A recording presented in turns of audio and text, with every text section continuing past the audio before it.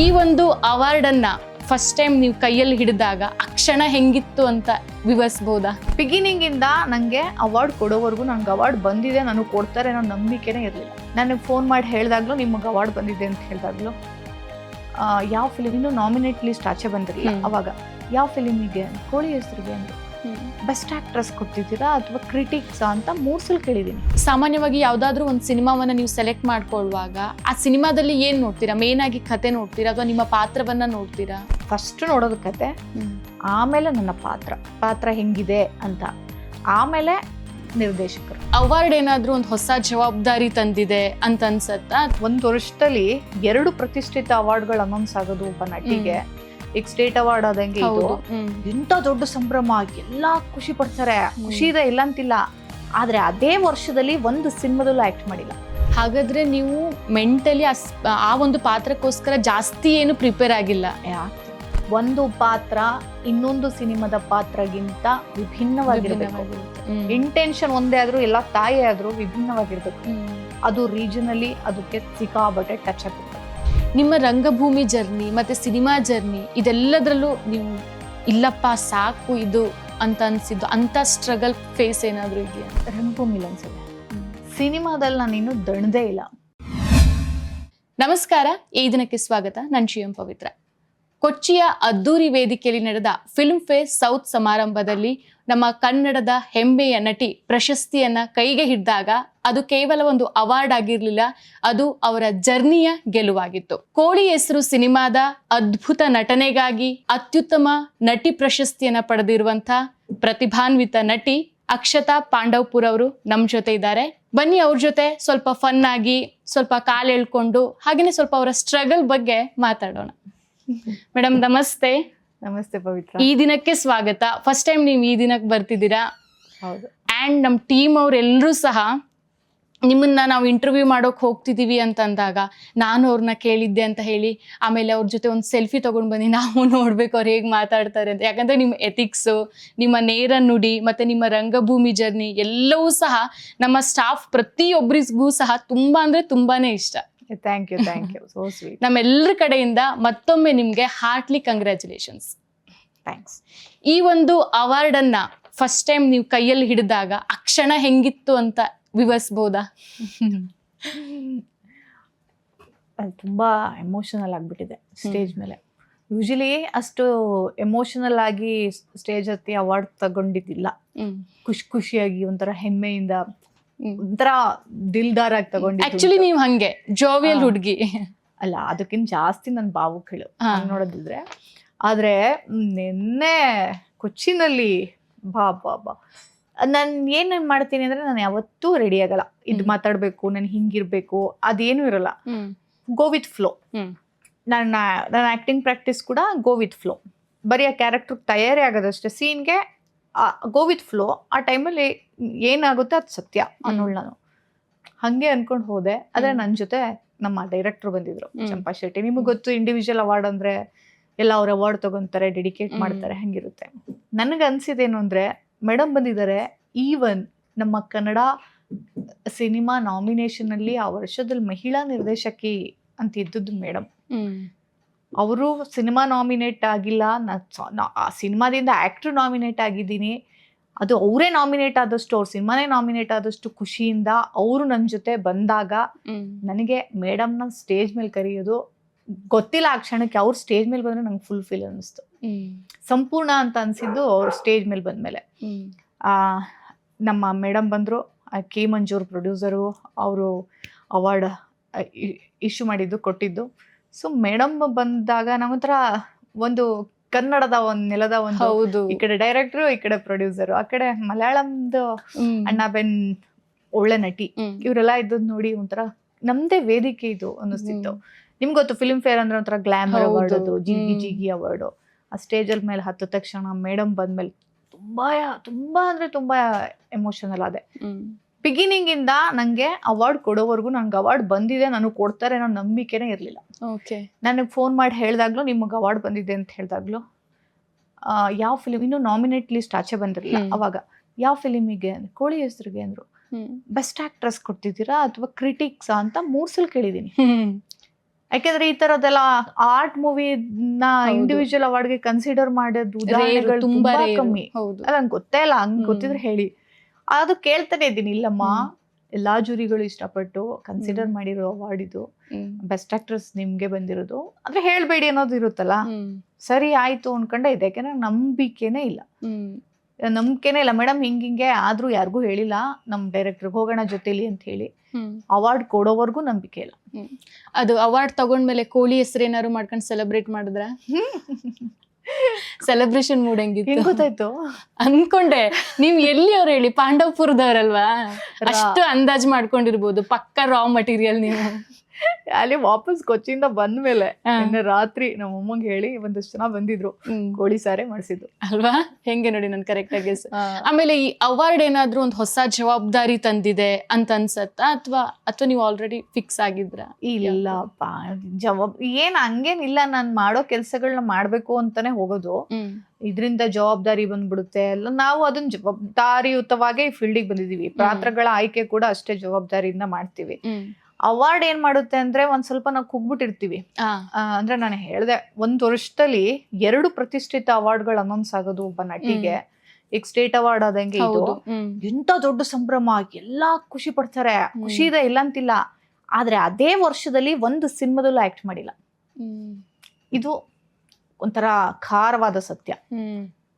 ಹಿಂಗಾಗುತ್ತೆ ಅಂದ್ರೆ ಒಂದೊಂದ್ಸಲ ಅವಾರ್ಡ್ಗಳು ನಮ್ಮನ್ನ ಕುಗ್ಗಿಸ್ತದೆ, ಅವಕಾಶಗಳನ್ನ ಕಿತ್ಕೊಂಡ್ಬಿಡುತ್ತೆ.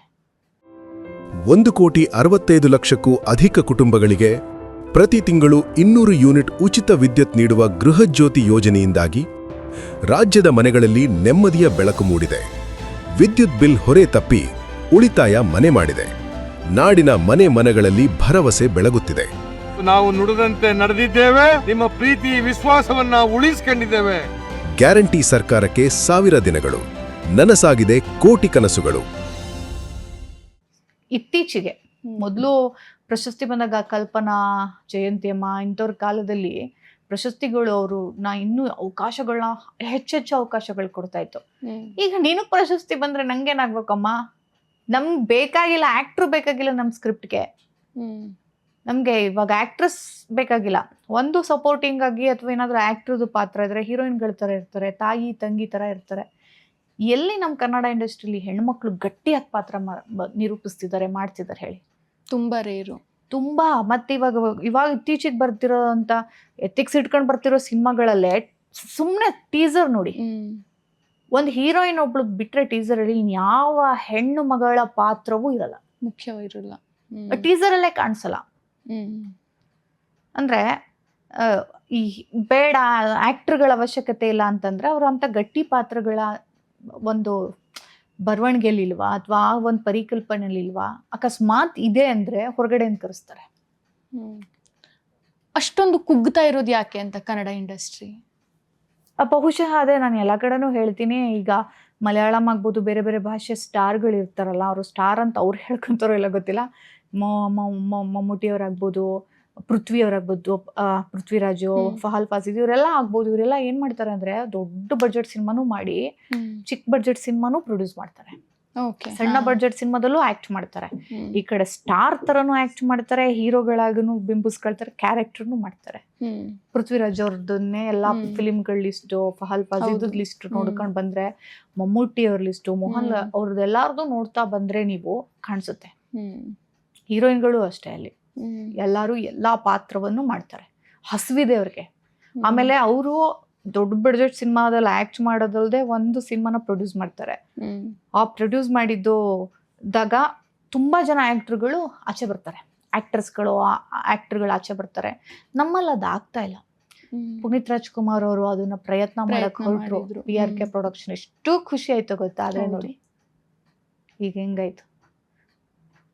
ಏನೋ ಒಬ್ರು ಮಾಡ್ಬೇಕು ಅಂತ ಹೊರಟಾಗ ಇನ್ನೇನೋ ಆಗ್ಬಿಡುತ್ತೆ.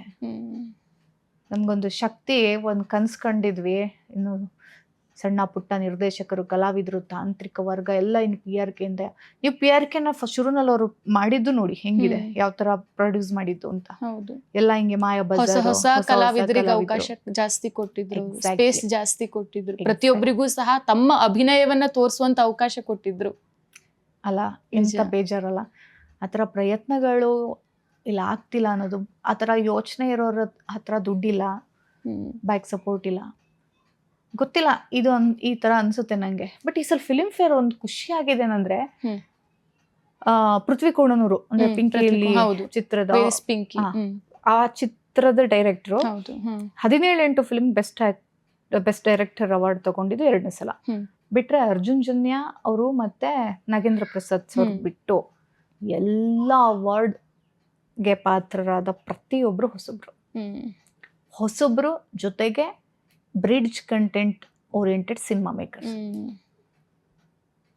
ಎಷ್ಟು ಖುಷಿ ಆಗುತ್ತೆ ಅಂದ್ರೆ ಶಾಕಾಹಾರಿ ಅಂತ ಚಿತ್ರಕ್ಕೆ, ಬ್ಲಿಂಕ್ ಅನ್ನೋ ಹೊಸ ಪ್ರಯತ್ನಕ್ಕೆ, ಇವನ್ ಶಾಕಾಹಾರಿ ಕೂಡ ಹೊಸ ಪ್ರಯತ್ನ, ಬ್ಲಿಂಕ್, ಕೆರೆಬೇಟೆ ಡೆಬ್ಯೂ ಬರುತ್ತೆ ಅವ್ರಿಗೆ, ಎಲ್ಲವೂ ಕೂಡ ಎಷ್ಟು ಖುಷಿ ಆಗ್ತಿದೆ ಅಂದ್ರೆ ಇವರೆಲ್ಲ ನುಗ್ಗೋರಿದ್ದಾರೆ, ಪ್ರತಿಭಾನ್ವಿತರಿದ್ದಾರೆ ನಮ್ಮ ಇಂಡಸ್ಟ್ರಿನಲ್ಲಿ. ಸಪೋರ್ಟ್ ಸಿಗ್ತಾ ಇಲ್ಲ, ದೊಡ್ಡವರಿಂದ ಸಪೋರ್ಟ್ ಸಿಗ್ತಿಲ್ಲ. ಅವಕಾಶನೂ ಬೇಡ, ಅವ್ರು ಮಾಡ್ದಾಗ ನೀವು ಅವ್ರ ಜೊತೆ ಬಂದು ಸಪೋರ್ಟ್ ಮಾಡ್ಬಿಟ್ರೆ ಸಾಕು. ಎಲ್ಲವೂ ಕಮರ್ಷಿಯಲ್ ಅಲ್ಲಿ ಇರಲ್ಲ. ಹೌದು, ಚೇಂಬರ್ ಇಂದ ಹಿಡಿದು ಪ್ರತಿಯೊಬ್ರು ಸಪೋರ್ಟ್ ಮಾಡ್ಬಿಟ್ರೆ.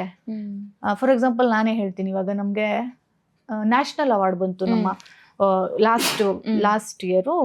ಯಶೋಧಾ ಪ್ರಕಾಶ್ ಮಹಿಳಾ ನಿರ್ದೇಶಕಿ, ಕೂರ್ಗವ್ರಿಗೆ ಕೂರ್ಗ್ ಲೇಡಿ ಒಬ್ರು ಕೂರ್ಗಿಗೆ ಅವರ ಕಂದಿಲು ಅನ್ನೋ ಚಿತ್ರಕ್ಕೆ ನ್ಯಾಷನಲ್ ಅವಾರ್ಡ್ ಬಂತು. ಯಾವ ಚೇಂಬರ್ ಅವರು ಕರೆದು ಅವ್ರಿಗೆ ಹಾನರ್ ಮಾಡಿದ್ರು, ಗೌರವ ಸಲ್ಲಿಸಿದ್ರು. ಆದ್ರೆ ಹಿಂದೆ ಬಂದ ಒಬ್ಬ ನಟನಿಗೆ ಕರೆದು ಹಾನರ್ ಮಾಡಿದ್ರು. ಅಂದ್ರೆ ನಟರಿಗೆ ಸಿಗುವಂತ ಪ್ರಾಶಸ್ತ್ಯ ನಟಿಯರಿಗೆ ಅದನ್ನ ಹೇಳಕ್ ಆಗ್ತಿಲ್ಲ, ನಟಿಯರಿಗೆ ಅಥವಾ ಏನ್ ಹೇಳ್ಬೇಕು ಅಂತ ಗೊತ್ತಾಗ್ತಿಲ್ಲ. ಒಟ್ಟು ಸ್ಟಾರ್ ಮತ್ತೆ ಫೇಸ್ ಇಟ್ಕೊಂಡು ಇವ್ರೇನೋ ಮಾಡ್ತಾ ಇದಾರ. ಸ್ಟಾರ್ಗಳು ಕೊಡ್ತಿರೋ ಗೌರವನ ಈ ತರದ ಇಂಡಿಪೆಂಡೆಂಟ್ ಮೇಕರ್ಸ್ಗಳಿಗೆ ಯಾಕೆ ಸಿಗ್ತಾ ಇಲ್ಲ? ಈಗ ಸಾಮಾನ್ಯವಾಗಿ ಯಾವ್ದಾದ್ರು ಒಂದು ಸಿನಿಮಾವನ್ನ ನೀವು ಸೆಲೆಕ್ಟ್ ಮಾಡ್ಕೊಳ್ಳುವಾಗ ಆ ಸಿನಿಮಾದಲ್ಲಿ ಏನ್ ನೋಡ್ತೀರಾ? ಮೇನ್ ಆಗಿ ಕತೆ ನೋಡ್ತೀರಾ ಅಥವಾ ನಿಮ್ಮ ಪಾತ್ರವನ್ನ ನೋಡ್ತೀರಾ? ನಾನು ಸಿನಿಮಾ ನಿಜವಾದ ಹೀರೋ ಅಂದ್ರೆ ನಂಗೆ ಕತೆನೆ. ಕತೆ ಚೆನ್ನಾಗಿರ್ಬೇಕು, ಫಸ್ಟ್ ನೋಡೋದು ಕತೆ, ಆಮೇಲೆ ನನ್ನ ಪಾತ್ರ ಹೆಂಗಿದೆ ಅಂತ, ಆಮೇಲೆ ನಿರ್ದೇಶಕರು ಅವ್ರು ಹೊಸಬ್ರಾದ್ರೂ ನೋ ಇಶ್ಯೂಸ್. ಮೊದ್ಲು ನಿರ್ದೇಶಕರನ್ನೇ ಫಸ್ಟ್ ನೋಡ್ತಿದ್ ನಾನು, ನಿರ್ದೇಶಕರು ಯಾರು ಅಂತ, ಆಮೇಲೆ ಕತೆ, ಆಮೇಲೆ ನನ್ನ ಪಾತ್ರ ಇತ್ತು. ಈಗ ಕತೆ, ಪಾತ್ರ, ನಿರ್ದೇಶಕರು. ಯಾಕೆ ಅಂದ್ರೆ ನನ್ಗೆ ಆಮೇಲೆ ಅನ್ಸಿದ್ದು ಕಾಸರವಳ್ಳಿ ಸರ್ ಅಂತವ್ರ ಜೊತೆ ಕೆಲಸ ಮಾಡ್ಬೇಕು, ಲಿಂಗದೇವ್ರು ಅಂತವ್ರ ಜೊತೆ ಕೆಲಸ ಮಾಡ್ಬೇಕು ಅನ್ನೆಲ್ಲ ಆಸೆ ಇರುತ್ತಲ್ಲ, ಅವ್ರೆಲ್ಲ ಇವಾಗ ಮಾಡ್ತಾ ಇಲ್ಲ. ಬರೀ ಇವಾಗ ಏನಾಗಿದೆ, ಎಲ್ಲ ಹೊಸಬ್ರೆ ತುಂಬಾ ಅದ್ಭುತವಾಗಿ ಮಾಡ್ತಾ ಇದಾರೆ. ಅವರು ನೀವೇನ್ ಪ್ರೂವ್ ಮಾಡಿದಿರಿ, ಮಾಡ್ತೀವಿ ಅನ್ನೋ ಯೋಚನೆ ಇಲ್ಲ. ಹೊಸಬ್ರೆ ಅದ್ಭುತವಾಗಿ, ಹೊಸಬ್ರೆ ಈಗ ಪೃಥ್ವಿ ಕೂಡ ನೀವು ಅಷ್ಟೇ, ಪಿಂಕಿಯಲ್ಲಿ ಇರೋದ್ರೆಲ್ಲ ಹೊಸಬ್ರು ಅವ್ರಾಗ್ಬೋದು. ಈಗ ಕೆರೆಬೇಟೆ ಅವ್ರ ಹೊಸಬ್ರು, ಶಾಕಾಹಾರಿ ಹೊಸಬ್ರು, ಬ್ಲಿಂಕ್ ಹೊಸಬ್ರು, ಎಲ್ಲ ಹೊಸಬ್ರುಗಳು ಪ್ರಯತ್ನನ ತುಂಬಾ ಚೆನ್ನಾಗಿ ಮಾಡ್ತಾ ಇದಾರೆ. ಇವನ್ ನಮ್ಮ ಒಂದು ಈ ತರ ಕಮರ್ಷಿಯಲ್ ಆಗ ಫಿಲ್ಮ್ಗಳ ಬಗ್ಗೆನೂ ಮಾತಾಡ್ಬೇಕು ಅಂದ್ರೆ ತರುಣ್ ಸುಧೀರ್ ಸರ್, ಏಳುಮಲೈ, ಅವರೆಲ್ಲ ಹೊಸಬ್ರು, ಎಷ್ಟು ಚೆನ್ನಾಗಿ ಮಾಡಿದಾರಲ್ಲ ಎಲ್ಲ. ಅದಂಗಾಗಿ ನಿರ್ದೇಶಕರನ್ನ ನನ್ಗೆ ಈ ಕಡೆ 3ನೇ ಆಪ್ಷನ್ ಕತೆ ಮತ್ತೆ ಪಾತ್ರ ಫಸ್ಟ್. ಈ ಕೋಳಿ ಹೆಸರು ಪಾತ್ರ ಇದೆಯಲ್ಲ, ಅದು ನಿಮ್ಮನ್ನ ಮಾನಸಿಕವಾಗಿ ಬದಲಾಯಿಸ್ತಾ? ಅದು ಯಾವ ರೀತಿ? ಎಂತಕ್ಕಂದ್ರೆ ತುಂಬಾ ಆಳವಾಗಿರುವಂತ ಪಾತ್ರ, ಮತ್ತೆ ಆ ಸಿನಿಮಾ ನಡೆದಿದ್ದು ಓಲ್ ಸಿನಿಮಾ ನಿಮ್ ನಟನೆ ಮೇಲೆ ನಿಂತಿದೆ ಅಂತ ನನ್ಗನ್ಸಿದ್ದು. ನನ್ನ ಪರ್ಸನಲ್ ಒಪಿನಿಯನ್, ಆ ಓಲ್ ಸಿನಿಮಾ ನಿಮ್ ನಟನೆ ಮೇಲೆ ನಿಂತಿತ್ತು. ನಿಮ್ಗೆ ಏನನ್ಸತ್ತೆ? ಅಷ್ಟು ಅದು ಒಳ್ಳೇದು, ತುಂಬಾ ದೊಡ್ಡ ಮಾತು. ಅಷ್ಟು ರೀಚ್ ಆಗಿದೆ ನಿಮ್ಗೆ ಹಂಗ ಅನ್ಸಿದೆ ಅಂದ್ರೆ ಅದಕ್ಕೆ ಮುಖ್ಯವಾದ ಕಾರಣ ಕತೆನೆ ಮತ್ತೆ ನಿರ್ದೇಶಕರು ಅದನ್ನ ಹೆಂಗ್ ನರೇಟ್ ಮಾಡ್ತಾರೆ ಅನ್ನೋದು ನಾನು ಅರ್ಥ ಮಾಡ್ಕೋಬೇಕಾಗಿತ್ತು. ಒಂದು ಏನಾಗುತ್ತೆ ಅಂದ್ರೆ, ನಾನು ನೋಡ್ತಾ ಇದ್ದಾಗೆ ಈಗ ಪಿಂಕಿಯಲ್ಲಿ ಕೋಳಿ ಹೆಸರು, ಇನ್ನೊಂದು ಕೌಮುದಿ, ಇದೆಲ್ಲ ಹೋದ್ರಲ್ಲೂ ನನ್ನ ತಾಯಿ, ಒಂದು ಹೆಣ್ಣು ಮಗುವಿನ ತಾಯಿ. ಆ ಮಗುವಿಗಾಗೆ ನನ್ನ ಹೋರಾಟ ಸಿನಿಮಾದಲ್ಲಿ. ಪಿಂಕಿಗೆ ಇಲ್ಲಿ 8 ತಿಂಗಳು ಮಗು ಕಾಣಿಯಾಗುತ್ತೆ, ಇದರಲ್ಲಿ 10 ವರ್ಷದ ಮಗಳಿಗೆ ಕೋಳಿ ಹೆಸರು ತಿನ್ನೋ ಆಸೆ ಆಗುತ್ತೆ. ಕೌಮುದಿನಲ್ಲಿ ಹುಟ್ಟಿದ ಎಳೆ ಕೂಸಿನ ಜೊತೆಗೆ ಒಂದು ಗುಡಿಸ್ಲು ಆಚೆ ಹಾಕ್ತಾರೆ, ಬಾಣಂತಿ ಸನ್ನೆ ಆಗುತ್ತೆ, ಅತ್ತರದ್ದೆಲ್ಲ. ಇವನ್ ನನಗೂ ಒಬ್ಳು ಮಗಳು. ಇವೆಲ್ಲ ನೋಡಿದಾಗ ಏನೋ ನಾವು ಅದೇನೋ ಒಂದು ನೀವೇನೋ ಮ್ಯಾನಿಫೆಸ್ಟೇಷನ್ ಏನಾದ್ರೂ ಹೇಳ್ಕೋಬಹುದು, ನಾನು ಅದೆಲ್ಲ ನಂಬಲ್ಲ. ನಮ್ಗೊಂದು ಆಮೇಲೆ ನಾವು ಎಲ್ಲ ಹೆಣ್ಮಕ್ಳೆ ನಮ್ಮ ಮನೇಲಿ, ನಮ್ದೆಲ್ಲ ಈ ಹೆಣ್ಮಗು ಈ ತರ ಒಂದು ತಾಯಿತನದು, ಒಂದು ಹೆಣ್ಣಿನ ಹೆಂಗರಳು ಅದೌದು. ಈಗ ಈ ಸ್ತ್ರೀವಾದ ಅಂತೆಲ್ಲ ಹೇಳ್ತಾರೆ, ಬಿಡಿ ಅದು ಬೇಡ ಬೇಡ. ಒಟ್ಟಿನಲ್ಲಿ ಇನ್ನೂ ನಾವು ಕಾನ್ಶಿಯಸ್ ಆಗಿ ಹೆಣ್ಮಕ್ಳು ಪರ ಕೆಲಸ ಮಾಡಕ್ಕೆ ಇಂಥವೆಲ್ಲ ಸ್ಫೂರ್ತಿ. ಅಲ್ಲಿ ಸೀನಲ್ಲಿ ಮಾಡುವಾಗ್ಲೂ ಅಷ್ಟೇ ಒಂಥರ ನಮ್ಮನ್ನ ನಾವು ಗಟ್ಟಿಯಾಗ್ಬಿಡ್ತೀವಿ. ನಾನ್ ಸಿನಿಮಾದಲ್ಲಿ ಆಗದ ಎಕ್ಸ್ಪೀರಿಯನ್ಸ್ಗಳು ನನ್ನ ಮಗಳ ವಿಷಯದಲ್ಲಿ ಆಗೋದ್ ಬೇಡ ಅನ್ನೋ ತರ ಆಗ್ತಿರುತ್ತೆ ನಂಗೆ. ಹಾಗಾದ್ರೆ ನೀವು ಮೆಂಟಲಿ ಆ ಒಂದು ಪಾತ್ರಕ್ಕೋಸ್ಕರ ಜಾಸ್ತಿ ಏನು ಪ್ರಿಪೇರ್ ಆಗಿಲ್ಲ? ಆಗ್ತೇನೆ, ತುಂಬಾ ಆಗ್ತೇನೆ. ನಾನು ಸಿನಿಮಾ ಶೂಟಿಂಗ್ ಎಷ್ಟಿರುತ್ತೋ ಅದ್ರ 3ರಷ್ಟು ತಯಾರಿಗೆ ಆಗೋದು. ಅಂದ್ರೆ ತಯಾರಿ ಅಂತಂದ್ರೆ ನಾನು ಯಾವ ರೀತಿ ಹೇಳ್ತಾ ಇದ್ದೀನಿ ಅಂತಂದ್ರೆ, ಆಲ್ರೆಡಿ ನಿಮ್ಗೆ ಆ ಸ್ಟ್ರಗಲ್ ಆಗಿರ್ಬೋದು, ಒಂದು ಹೆಣ್ಣಿನ ಪೇನು, ಆ ಹೆಣ್ಣಿನ ಅಂತರಾಳ ಗೊತ್ತಿರೋದ್ರಿಂದ, ನೀವು ಅರ್ತಿರೋದ್ರಿಂದ ಆ ಪಾತ್ರಕ್ಕೆ ನೀವು ಜಾಸ್ತಿ ಮೆಂಟಲಿ ಪ್ರಿಪೇರ್ ಆಗೋದು. ಅಂದ್ರೆ ಈಗ ಆ ಪಾತ್ರವಾಗಿ ನೀವು ಆಗೋದು ಬೇರೆ, ಅದನ್ನ ಹೊರತಾಗಿ ನಿಮಗೆ ನಾನು ಹೇಳ್ತಿರೋದು ಗೊತ್ತಾಯ್ತು. ಅಂದ್ರೆ ನೀವ್ ಹೇಳಿದ್ದು ಇವಾಗ ಇನ್ ಜನರಲ್ ಆಗಿ ಅದೇ ಪಾತ್ರಗಳು ನನಗೆ ಸಿಕ್ಕಿದಾಗ ನಾನು ಹೋಗ್ಬಿಟ್ಟು ಮಾಡೋದ್ ಬೇರೆ. ನಾನು ಹೋಗಿ ಇವಾಗ ಏನ್ ಹೇಳಿದ್ದೆ, ಇವಾಗ್ಲೂ ಮಾಡಿ ಅಂತಂದ್ರೆ ಒಂದೇನು ನೀವು ಡೈಲಾಗ್ ಕೊಟ್ರೆ ನಾನು ಅದೆಲ್ಲ ನನಗೆ ಸ್ವಲ್ಪ ಆ ಫೀಲ್ ಇರೋದ್ರಿಂದ ಮಾಡೋದು ಬೇರೆ. ಆದರೆ ಅಭಿನಯದಲ್ಲಿ ನನ್ನದೇ ಆದ ಒಂದು ಸಿದ್ಧಾಂತ ಇದೆ. ಒಂದು ಪಾತ್ರ ಇನ್ನೊಂದು ಸಿನಿಮಾದ ಪಾತ್ರಗಿಂತ ವಿಭಿನ್ನವಾಗಿರುತ್ತೆ. ಇಂಟೆನ್ಷನ್ ಒಂದೇ ಆದ್ರೂ, ಎಲ್ಲ ತಾಯಿ ಆದ್ರೂ ವಿಭಿನ್ನವಾಗಿರ್ಬೇಕು. ಅದು ರೀಜನಲಿ ಅದಕ್ಕೆ ಸಿಕ್ಕಾಬಟ್ಟೆ ಟಚ್ ಅಪ್ ಇರ್ಬೇಕು. ಅವಾಗ ನಾನು ಪಾತ್ರ ಅಂದ್ರೆ ಕ್ಯಾರೆಕ್ಟರೈಸೇಷನ್ ಅಂತೀವಿ, ಆ ಕ್ಯಾರೆಕ್ಟರೈಸೇಷನ್ ಮಾಡ್ಕೊಳಕ್ಕೆ ತಯಾರಿ. ಆ ಸೀರೆ ಏನು, ಆ ಮೂಗುತಿ ಹಾಕಿದ್ಯೋ ಇಲ್ವೋ, ಎಷ್ಟಪ್ಪಗೆ ಹಾಕಿದೆ, ಕೈ ಉಗ್ರಿನ ಬೆರಳು ಉಗ್ರ ಎಷ್ಟಿದೆ, ಉಗ್ರಲ್ಲಿ ಕಸ ಕೂತಿರ್ಬೇಕಾ, ಕೈಯೆಲ್ಲ ಕಪ್ಪಾಗಿರ್ಬೇಕು, ಯಾವಾಗ್ಲೂ ಅಡ್ಗೆ ಮಾಡೋರಿಗೆ ಕಪ್ಪಾಗಿರ್ಬೇಕು, ಹಿಂಗೆ ಇದೆಷ್ಟು ಕಾಣಿಸುತ್ತೆ, ಕಾಣಿಸ್ಬೇಕು ಕಾಣಿಸ್ಬಾರ್ದು, ಇಷ್ಟು ದಪ್ಪ ಇರ್ಬೇಕು, ಈ ತರ ಆಳಕ್ ಹೋಗ್ತೀನಿ. ಸಾಮಾನ್ಯವಾಗಿ ಎಲ್ಲಾ ನಟಿಯರು ಇದನ್ನ ಕಾನ್ಶಿಯಸ್ ಆಗಿ ನೋಡ್ತಾರ ಅಥವಾ ನೀವು ಅಷ್ಟು ಕಾನ್ಶಿಯಸ್ ಆಗಿ ಇದನ್ನ ನೋಡ್ತೀರಾ? ಅದ್ ನನಗೆ ಎಲ್ಲಾ ನಟಿಯರ ಈ ತಯಾರಿ ಹೆಂಗಿದೆ ಅಂತ ಗೊತ್ತಿಲ್ಲ, ಬಟ್ ನನಗೆ ಸಮಾಧಾನ ಹಂಗ್ ಮಾಡಿದ್ರೆ. ನೀವ್ ಆ ರೀತಿ ಇಂಟೆನ್ಸ್ ಆಗಿ ಆ ಪಾತ್ರದ ಪ್ರತಿಯೊಂದು ಇಂಚನ್ನು ಸಹ ಅರ್ಥ ಮಾಡ್ಕೊಳ್ತೀರಾ? ತುಂಬಾ ಅದ್ರ ಸಮಾಧಾನ. ಒಬ್ಳ ಆಕ್ಟರ್ ಆಗಿ ನಂಗೆ ಸಮಾಧಾನ. ಈಗ ಕೋಳೇಶ್ರು ಮಾಡಿ 4 ವರ್ಷ ಆಗಿದ್ರು ಶೂಟಿಂಗು, ಇವತ್ತಿಗೂ ಆ ಗುಂಗಲ್ ಇರ್ತೀವಿ ಅಂತ ಅಂದ್ರೆ ಒಂಥರ ಒಂದು ನಿಟ್ಟುಸಿರು. ಏನಾದ್ರು ನೋವಾದಾಗ ಶೂಟಿಂಗ್ ಟೈಮ್ದು ಅವಾಗ ಒಂದು ತಯಾರಿ, ಇವಾಗಿನ ಪ್ರಶಸ್ತಿ ಪುರಸ್ಕಾರಗಳನ್ನ ನೆನಪು ಮಾಡ್ಕೊಬಿಟ್ರೆ ರಿಲ್ಯಾಕ್ಸ್ ಆಗ್ತೀವಿ. ಅದಕ್ಕೆ ಅಂತಾನೆ 1000 ಸಿನಿಮಾ ಮಾಡೋ ಅವಶ್ಯಕತೆ ಇರಲ್ಲ ಅನ್ಸ್ಬಿಡುತ್ತೆ ಒಂದ್ಸಲಿ. ಆ ಒಂದು ನಿಟ್ಟುಸಿರು ಒಂದು ರಿಲ್ಯಾಕ್ಸೇಷನ್ಗೆ ತಾನೇ ಎಲ್ಲ ಕೆಲಸ ಮಾಡೋದು. ಹೌದು, ಅದು ಇಂತಹ ತಯಾರಿ ಮೇಲೆ ನಿಂತಿದೆ ಅಂತ ನಾನು ಅನ್ಕೊಂಡಿದೀನಿ. ಅದನ್ನ ಡೈರೆಕ್ಟ್ರು ಕೂಡ ಖುಷಿ ಪಡ್ತಾರೆ ಆ ತಯಾರಿನ. ನಿಮ್ಮ ರಂಗಭೂಮಿ ಜರ್ನಿ ಮತ್ತೆ ಸಿನಿಮಾ ಜರ್ನಿ ಇದೆಲ್ಲದ್ರಲ್ಲೂ ನೀವು ಇಲ್ಲಪ್ಪ ಸಾಕು ಇದು ಅಂತ ಅನ್ಸಿದ್ದು ಅಂತ ಸ್ಟ್ರಗಲ್ ಫೇಸ್ ಏನಾದ್ರು ಇದೆಯಾ? ರಂಗಭೂಮಿಲಿ ಅನ್ಸಿದೆ. ಸಿನಿಮಾದಲ್ಲಿ ನಾನು ಇನ್ನೂ ದಣದೇ ಇಲ್ಲ. ನಾನು ಯಾವಾಗ್ಲೂ ಅನ್ಕೊಂತೀನಿ, ಪ್ರತಿ ಸಲ ನಾನು ನೋಡ್ಕೊಳ್ಳುವಾಗ ಅಂದ್ಕೊಳ್ತೀನಿ, ನಾನು ಯಾವಾಗ ಸಿನಿಮಾದಲ್ಲಿ ಬ್ಯುಸಿಯಾಗಿ ಸುಸ್ತಾಗೋ ಲೆವೆಲ್ಗೆ ಕೆಲಸ ಮಾಡ್ಬೇಕು. ಇನ್ನೂ ಇದೆ ನಿಮ್ಗೆ? ಅದೇ ನಾನು ವರ್ಷಕ್ಕೆ 1-2 ಸಿನಿಮಾ ಅಷ್ಟೇ ಮಾಡ್ತಾ ಇರೋದು. ಅಂದ್ರೆ ನಿಮ್ಗೆ ಅರ್ಥ ಆಗ್ತಿದೆಯಲ್ಲ, ಶೆಡ್ಯೂಲ್ ಅಂದ್ರೆ ಹೆಂಗಿರ್ಬೇಕು, ಬ್ಯುಸಿ ಆಗ್ಬೇಕು. ಈಗ ಈ ಸಿನಿಮಾ ಇದು ನೆಕ್ಸ್ಟ್ ಶೂಟು. ಸಿನಿಮಾದಲ್ಲಿ ನಾನು ದಣದೇ ಇಲ್ಲ. ಮೋಸ್ಟ್ಲಿ ನಾನು ದಣದಿರೋದು ಸಿನಿಮಾ ಮಾಡಬೇಕು, ಪಾತ್ರಗಳು ಮಾಡಬೇಕು ಅನ್ನೋ ಅವಕಾಶಗಳ ಕಾಯುವಿಕೆಯಲ್ಲಿ ದಣದಿದ್ದೀನಿ. ಸಿನಿಮಾದಲ್ಲಿ ದಣದಿಲ್ಲ, ಥಿಯೇಟ್ರಲ್ಲಿ ದಣದಿದ್ದೀನಿ. ಅಂದ್ರೆ ಅದು ಹೇಳ್ಬಾರ್ದು ಈ ಮಾತು, ಆದ್ರೆ ಇವತ್ತು ಹೇಳ್ತೀನಿ ನಿಮ್ಮ ಹತ್ರ. ಲೀಕ್ಔಟ್ ಅಂತ ಪ್ರಯೋಗ ಆಗ್ಬೋದು, ಅವ್ರಿಗೆಲ್ಲ ನೋಡೋರಿಗೆ ಒಬ್ಳೆ ಏನ್ ಮಾಡ್ಕೊಂಡ್ಬಿಡ್ತಾಳೆ, ದುಡ್ಡಿಸ್ಕೊಂಡ್ಬಿಡ್ತು, ಹಂಗೆ ಅಷ್ಟು ಈಸಿ ಇಲ್ಲ. ಆರ್ಗನೈಸರ್ಸ್ ಹತ್ರ ಒದ್ದಾಡೋದು, ಅವ್ರ ಹತ್ರ ಆರ್ಗನೈಸ್ ಮಾಡಬೇಕಾದ್ರೆ ಅವ್ರ ಹತ್ರ ಮಾತಾಡೋದು, ಅಲ್ಲ ಆರ್ಗನೈಸ್ ಕರೆಕ್ಟಾಗಿ ಆಗಿಲ್ಲ ಅಂದಾಗ ಅದನ್ನ ನಾನು ಫೇಸ್ ಮಾಡಬೇಕು, ತುಂಬ ಇದೆ. ಆಮೇಲೆ ಸ್ಟೇಜ್ ಮೇಲೂ ನಾನೇ ಇರಬೇಕು. ನಂಗೆ ನಿನ್ನ ಹಣೆ ಬರ, ನೀನ್ ಯಾಕೆ ಸೋಲೋ ಮಾಡಿದೆ ಅಂತ ಹೇಳ್ತಾರೆ. ಹಣೆ ಬರ ಅಲ್ಲ, ಒಂದು ರಂಗಭೂಮಿ ಇವತ್ತು ಯಾರನ್ನಾದ್ರೂ ಹೋಗಿ ಕೇಳಿ, ಒಂದು ನಾಟಕ ಮಾಡಬೇಕು ಅಂದ್ರೆ ಇಲ್ಲಿಂದ ಅಲ್ಲಿಂದ ಆ ಕಡೆಯಿಂದ ಈ ಕಡೆಯಿಂದ ಫಂಡ್ ತಗೊಂತಾರೆ. ಫಂಡ್ ಇಲ್ಲದೆ ಯಾರು ಒಂದು ನಾಟಕ ಮಾಡಲ್ಲ ಇತ್ತೀಚಿನ ದಿನಗಳಲ್ಲಿ. ಇಲ್ಲ ಅಂದ್ರೆ ಒಂದು ರಂಗಶಂಕರದಂತ ಆಡಿಟೋರಿಯಂಗೆ ಮೀಸಲಾಗಿರ್ಬೇಕು. ನಾನು 10 ಶೋ ಹೊರಗಡೆ ಲೀಕ್ಔಟ್ ಮಾಡ್ಕೊಂಬರೋದು ಒಂದೇ, 1 ದಿನ 2 ಶೋ ರಂಗಶಂಕರದಲ್ಲಿ ಮಾಡೋದು ಒಂದೇ. ಆದ್ರೂ ಯಾಕೆ ನನ್ನ ಆಯ್ಕೆ ಹೊರಗಡೆ ಹಳ್ಳಿನೇ ಆಗಿರುತ್ತೆ ಅಂದ್ರೆ, ನಾನು ನೋಡಕ್ ಜನ ಬರಬಾರ್ದು, ನಾನು ಜನ ನೋಡಕ್ ಹೋಗ್ಬೇಕು. ಅದಕ್ಕೊಂದು ಸಾಧನ ಅಭಿನಯ. ನಂಗೆ ಸಿನಿಮಾ ಮತ್ತೆ ರಂಗಭೂಮಿ 2 ಇರೋದ್ರಿಂದ ಸಿನಿಮಾ ಮುಖ್ಯನ ಹೋಗೋದಕ್ಕಿಂತ ರಂಗಭೂಮಿಯಿಂದ ಹೋಗೋಣ ಅಂತ ನಾನು ಸೋಲೋ ಮಾಡ್ಕೊಂಡಿದ್ದು. ಬಡ್ಜೆಟ್ ಇನ್ನೊಬ್ರನ್ನ ಕರ್ಸೋದು, ಆ ಎಲ್ಲ ಸುಮ್ಮನೆ ಕೂರೋದಕ್ಕಿಂತ, ವರ್ಷಕ್ಕೊಂದು ಮಾಡೋದಕ್ಕಿಂತ ನಾಟಕ ಪ್ರದರ್ಶನಗಳಾಗ್ತಾ ಇರುತ್ತೆ. ಒಬ್ಳೆ ಆದ್ರೂ ರಂಗಭೂಮಿ ಮಾಡೋಣ, ಒಬ್ಳೆ ಹೋಗಿ ಜನಗಳ ಸಂಘಟಿಸಿ ಒಂದು ಸಂಘಟನೆ ಮಾಡೋಣ ಅನ್ನೋ ಉದ್ದೇಶದಿಂದ ಮಾಡಿದ್ದು. ತುಂಬಾ ಸುಸ್ತಾಗಿದೆ. ಅದು 100 ಶೋ ಆಯ್ತು, 120 ಶೋ ಆಯ್ತು. ಅದಾದ್ಮೇಲೆ ಪೇಮೆಂಟ್ ಕೊಡುವಾಗ ಆಟಾಡಿಸ್ತಾರೆ. 121 ಶೋಗಳಾಗಿ ಒಂದೇ ಕೂಲಿ ಕಾರ್ಮಿಕರು ಕೂಡ ಪೇಮೆಂಟ್ ಮಾಡಿದ್ದಾರೆ, ಅಂದ್ರೆ ದುಡ್ಡು ಕೊಟ್ಟಿದ್ದಾರೆ ಗೌರವ. ನಾನು ಅವ್ರ ಕಷ್ಟ ನೋಡಿ ಬೇಡ ಬೇಡ ಬಿಡಿ ಅಂತ ಅಂದ್ರೆ, ಯಾಕಮ್ಮ ನಾವು ಕೂಲಿ ಮಾಡ್ತೀವಿ ಅಂತ ನೀನ್ ತಗೊಳ್ತಿಲ್ವಾ, ನಾವು ಗೌರವ ಇದು ಅಂತ ಕೊಟ್ಟಿದ್ದಿದೆ ಅಮರಾವತಿ ಇಳ್ಕಲ್ ಹತ್ರಲ್ಲಿ. ಆದರೆ ಒಬ್ರು ದೊಡ್ಡ ರಂಗಕರ್ಮಿ ಒಂದು ಪೇಮೆಂಟ್ ಮಾಡಲಿಲ್ಲ ಇಷ್ಟು ಶೋನಲ್ಲಿ. ಅವಾಗ ಏನ್ ಅನ್ಸುತ್ತೆ ಅಂದ್ರೆ, ಯಾಕೆ ಇವರೆಲ್ಲ ಸುಮ್ಮನೆ ದೊಡ್ಡದಾಗ ನಾವು ರಂಗಭೂಮಿ ಮಾಡಿದ್ವಿ ಅಂತ ಹೇಳ್ಕೊಂತಾರೆ.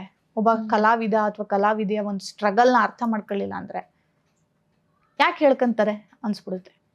ಸೊ ಓವರ್ ಆಲ್ ಎಲ್ಲ ವಿಷಯದಲ್ಲಿ ಸ್ಟೇಜ್ಗೆ ಹೋಗಿ ಆಕ್ಟ್ ಮಾಡೋ ಒಂದೇ ಒಂದು ವಿಷಯ ಬಿಟ್ಟು, ವೇದಿಕೆ ಮೇಲೆ ನಿಂತು ಅಭಿನಯಿಸುವುದೊಂದು ಬಿಟ್ಟು, ಇನ್ನೆಲ್ಲ ವಿಷಯದಲ್ಲೂ ರಂಗಭೂಮಿನಲ್ಲಿ ದಂಡೆ ಸುಸ್ತಾಗಿದೆ.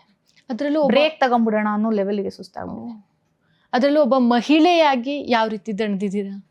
ಅಂದ್ರೆ ಈಗ ಪುರುಷ ಆಗಿದ್ದಿದ್ರೆ ಅವಕಾಶಗಳು ಈಸಿ ಆಗ್ತಿತ್ತ ಆ ಅರ್ಥದಲ್ಲಿ? ಇಲ್ಲ, ಹಂಗೇನಿಲ್ಲ. ಅದು ಪುರುಷ ಮಹಿಳೆ ಅಂತ ಬರಲ್ಲ. ಒಳ್ಳೆ ಆಯೋಜಕರು ಸಿಕ್ಕಿದ್ದಾರೆ, ಅದರಿಂದ ನಂದೊಂದು ಬಳಗನೆ ಬೆಳೆದಿದೆ. ಆದ್ರೆ ಏನಾಗುತ್ತೆ ಅಂದ್ರೆ, ಜನ ನೋಡೋರು ಒಬ್ಬಳೆ ಹೋಗ್ತಿದೀವಿ ಅಂದ್ರೆ, ನೀನ್ ಮೂರಿಂದ ನೀ ಆಚೆ ಬಂದಿದೀಯ ಅಂದ್ರೆ ನಿಮ್ಮ ಮನೆಯವ್ರಿಗೆ ನಿಂಗೆ ಗೊತ್ತಿರ್ಬೋದು, ಹೊರಗಡೆ ಅವ್ರು ಮಾತಾಡದೇ ಇರ್ತಾರೆ. ಅದು ಲೋವರ್ ಮಿಡಲ್ ಕ್ಲಾಸ್ ಫ್ಯಾಮಿಲಿಯಿಂದ ಬಂದು ಒಬ್ಳು ಹೆಣ್ಣು ಮಗಳು ಮನೆಯಿಂದ ಆಚೆ ಹೋದ್ಲು ಅಂದ್ರೆ ಮುಗೀತು. ಕೆಲ್ಸಕ್ಕಾದ್ರೂ ಹೋಗು, ಏನಾದ್ರೂ ಹೋಗು. ಇವತ್ತು ಈ ಊರ್ ನಾಟಕ, ನಾಳೆ ಆ ಊರ್ ನಾಟಕ, ಮತ್ತೆ ಇನ್ನೊಂದ್ ದಿನ ಈ ನಾಟಕ, ಅಲ್ಲಿ ಏನ್ ಅಕಾಮಿಡೇಷನ್ ಆಗಿದೆ. ನಮ್ಮ ಮನೆಯವ್ರಂತೂ ನಂಗೆ ಫ್ಯಾಮಿಲಿ ಬೆಂಬಲ ಸಂಪೂರ್ಣ ಇದೆ. ಆದ್ರೆ ಮಾತಾಡೋರು ನಮ್ ರಂಗಭೂಮಿನಲ್ಲೇ ಮಾತಾಡ್ತಾರೆ, ದೊಡ್ಡ ದೊಡ್ಡ ಘಟಾನುಘಟಿಗಳೇ ಮಾತಾಡ್ತಾರೆ ಅಯ್ಯೋ ಅಂದ್ಕೊಂಡು. ಇವೆಲ್ಲ ಕೇಳಕ್ಕೆ ನಮ್ಮ ಅಮ್ಮನಿಗೆ ಬೇರೆಯವ್ರಿಗೆಲ್ಲ ತುಂಬಾ ಕಷ್ಟ ಆಗುತ್ತೆ. ನಾನು ಒಂದ್ ಹಂತಕ್ಕೆ ಎಲ್ಲ ಇಗ್ನೋರ್ ಮಾಡ್ಕೊಂಡು ಹೋಗ್ತೀನಿ. ಆದ್ರೆ ಒಬ್ಳೆ ಕೂತಾಗ ಆ ಯೋಚನೆಗಳೆಲ್ಲ ಎಷ್ಟು ಏನೋ ಮಾಡ್ಬೇಕು ಅಂತ ಹೋದಾಗ ಇವ್ರುಗಳೇ ಮಾತಾಡ್ತಾರಲ್ಲ ಯಾಕೆ ಅಂತ ಅನ್ಸ್ಬಿಡುತ್ತೆ. ಮತ್ತೊಂದು ಸಾಮಾನ್ಯವಾಗಿ ನಾವೀಗೊಂದು ಸಿನಿಮಾ ರಂಗದಲ್ಲಿ ಗಮನಿಸೋದು, ಈಗ ಪುರುಷರಿಗೆ ಯಾವತ್ತೂ ಸಹ ಬಾಡಿ ಶೇಮಿಂಗ್ ಅನ್ನೋದು ಆಗೋದೇ ಇಲ್ಲ ಮೇಲ್ ಆಕ್ಟರ್ಸ್ಗಳಿಗೆ. ಬಟ್ ಆಕ್ಟ್ರೆಸ್ಗಳಿಗೆ ಮಾತ್ರ ಅವ್ರು ಹಿಂಗೆ ಇರಬೇಕು, ಇದೇ ಫಿಗರಲ್ಲಿ ಇರಬೇಕು, ಇದೇ ಸ್ಕಿನ್ ಟೋನ್ ಇರಬೇಕು, ಮದುವೆ ಆದ್ಮೇಲೆ ಅವ್ರಿಗೆ ಅವಕಾಶಗಳು ಕಡಿಮೆ. ಇದ್ರ ಬಗ್ಗೆ ಏನ್ ಹೇಳ್ತೀರಾ, ನಿಮ್ಮ ಅಭಿಪ್ರಾಯ? ಆಕ್ಟ್ರೆಸ್ಗಳಿಗಲ್ಲ, ಹೀರೋಯಿನ್ಗಳಿಗೆ. ಇಲ್ಲಿ ನಟರಿಗೂ ಮತ್ತೆ ಹೀರೋಯಿನ್ಗಳಿಗೂ ವ್ಯತ್ಯಾಸ ಇದೆ.